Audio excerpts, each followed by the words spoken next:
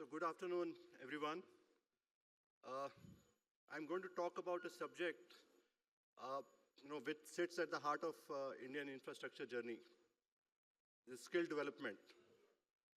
The skill development is not just a support function. It is going to be an engine that will power infrastructure growth story of India. The previous panel spoke about capital, right? But in order to execute project, we also need human capital. Though we are a very populated country, but we have a severe shortage of skilled workforce. And we have to, going forward, we'll have to make efforts to upskill our workforces. So my aim is to just highlight some of the key issues and what can be done. So, as I said, the Indian infrastructure ambition is very, very high. And in order to meet that, we need skilled workforces, also a future-ready workforces. India currently has around 60 million workers deployed at various projects. And these people all come from agriculture background, which is the main employer of this country. And these people pick up their skills while working at the job sites. And ladies and gentlemen, we also need an additional 40 million by 2030, the kind of infrastructure planning which is happening across India. From building metros, airports, highways, all kind of structures. The urgency to act now have never been so great.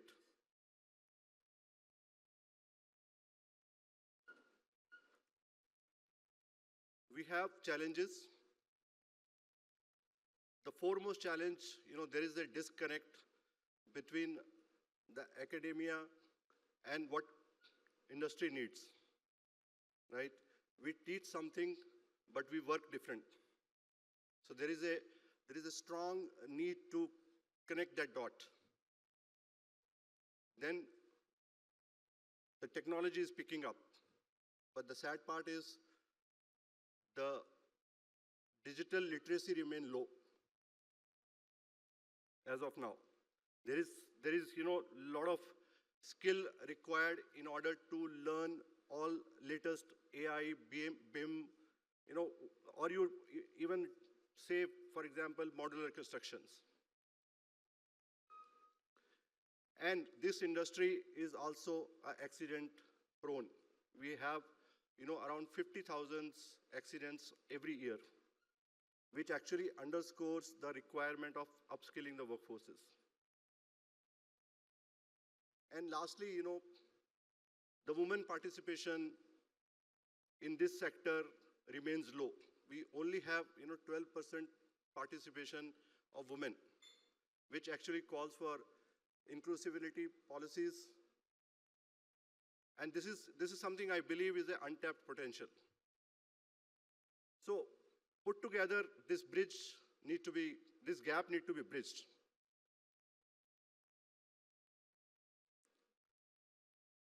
With the challenges, our opportunities are also great.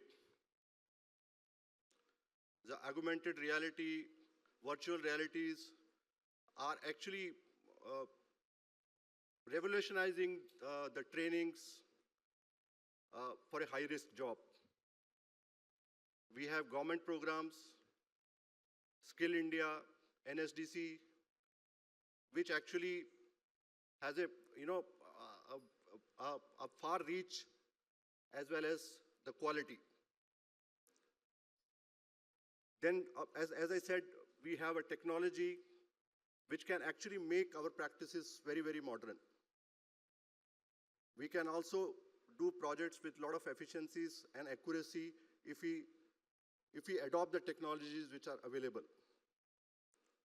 Then there is a need to connect or align the academia, what we learn in the colleges and what we actually do at the projects.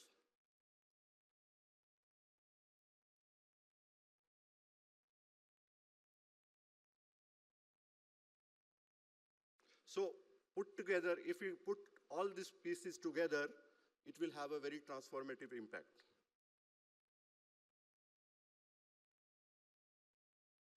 I'll talk about some of the initiatives which government has done.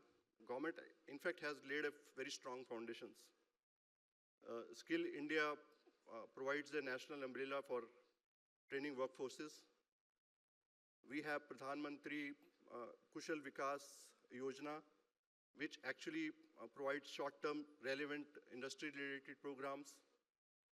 NSDC and sector skilling has, as I said, has a far reach as compared to private sectors. The National Apprenticeship Promotion Scheme give incentives to the companies to train people. So if we, these all initiatives need to be scaled. And once integrated, this will again have a very transformative impact. Right now, most of these initiatives are happening in the pockets. Then I talk about tech-powered learning. The technology can actually drive the upskilling. So AI-based adaptive learning can be actually a personalized learning. The person can do at his own time, and he can actually learn what he actually wants to learn. So he can actually optimize the training. IoT simulators actually can create a reality worlds and also contribute towards safe working. Mobile e-learning apps actually can democratize access, where particularly the workers who are working at the remote locations. And then the VR-based safety trainings, which actually can make our sites much, much safer. So empowering all these tools will actually skill millions faster and better. I would touch upon some of the initiatives which we have taken in our organization. We have realized that there is a huge requirement of upskilling the people, as I said in the beginning of my presentation. So we have earmarked to train around 50,000 people under a very structured programs. So we have divided this into two categories. The first category, which is the dominant category, is all helper, which is unskilled workers. So unskilled workers also need to contribute toward the productivity so that they can also move up ladders to a semi-skilled or a skilled categories. So for them, there is a program called Skill Shakti. I will talk about this program in my subsequent slides. And then we have a category which is skilled and highly skilled, which constitute around 30 and 20%. These people has the potential to manage sites. We used to have a category which is supervisors and foremen, which is now obsolete. So why not convert the existing manpower who is skilled to come and play the role of supervisors or even field engineers also. I'll talk about this program also in my subsequent slide. So this is about Skill Shakti. So as I said, this is a very structured program which we have initiated for our workforces at the site, spoke and hub model. It actually train them at a job. We provide them a training at the workshop, and then it is assessed by third parties. We have collaborated with CIDC for that purpose. And in fact, then the certification is given to them. And the same workforce then moves to another project. So the main area which we are covering is all like carpentry, bar bending, masonry, these kind of works. So it's a short duration projects. And it gives me a lot of happiness to tell that we have already trained around 10,000 people under this category. And this program is ongoing, and we plan to achieve this 50,000 numbers in next 1 year. The major challenge is to retain these people. The efforts are ongoing to retain these people.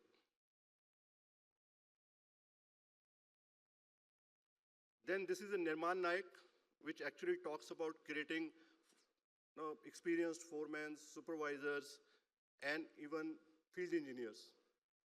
So this program is spanning 3 years, particularly for the people who are semi-skilled or high-skilled kind of category. This is slightly a long duration program, in which in the first year we award the diploma, in which we teach them the basics. And then second year, it is more on a supervisory skills. And third is, on a regulatory and accounting sides, where actually they get the degrees. So here the collaboration is with CIDC and Kalinga University. So these are the people who are actually assessing and recognizing the potential people who can undergo this kind of trainings. So again, we have initiated this program about 6 months back, and we have already around 453 people who are undergoing this training. And we intend to award them diploma in next 5 or 6 months. So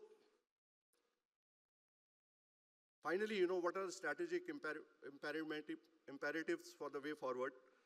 One is, you make the trainings mandatory in all kind of tenders.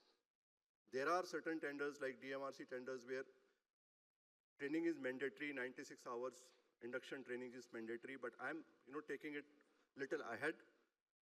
Better that we should have a training program specified in our tender process. Create skill set clusters, promote women participation. As I said, we only have 12% women participating in the construction industry, and which remains as untapped potential. Align with Viksit Bharat. So all planning, all stakeholders should be aligned for our final goal of Viksit Bharat by 2047. I would also go to the extent that BOCW funds which are lying in AMBANS should also be used for the training purpose, apart from the welfare of the workers. So finally, concluding this presentation is crucial to bridge the gap between the ambition and the execution. We have very high ambitions, but as Mr. Tripathi also said in his panel discussion, most of the projects are delayed. So this gap, to some extent, can also be bridged by upskilling the people. Infra growth depends on the skilled and future-ready workers. It clearly, asks for train today and build tomorrow. Thank you.